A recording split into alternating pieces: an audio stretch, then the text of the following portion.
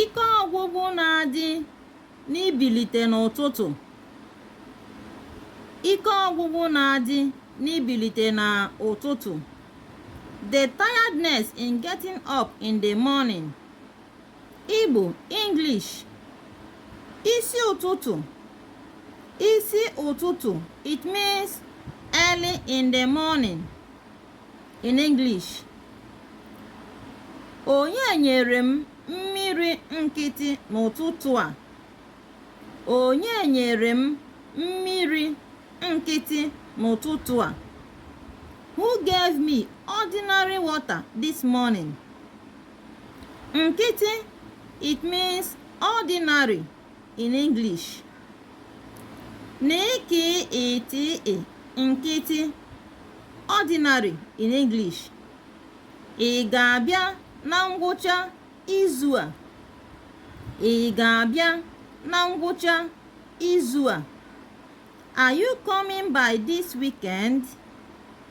Weekend in Igbo, it means izu.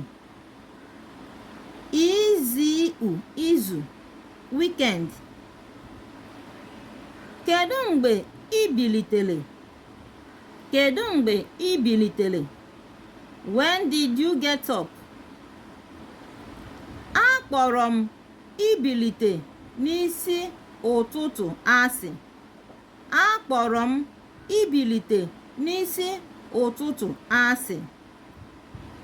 I hate getting up early in the morning.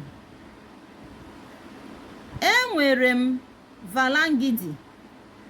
Enwere m valangidi. It means I have a blanket.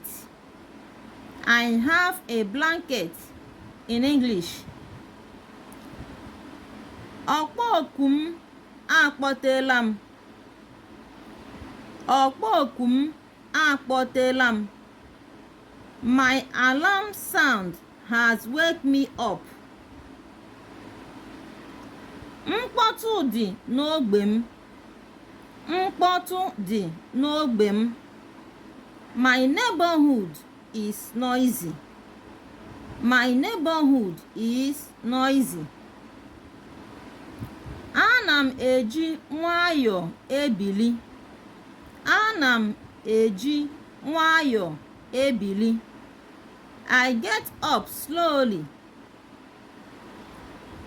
Ụra ngwụcha izu a dị ụtọ. Ụra ngwụcha izu a dị ụtọ.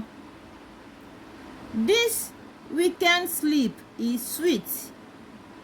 This weekend sleep is sweet. Guys, share this video, like and follow our page, subscribe to our channel. Bye.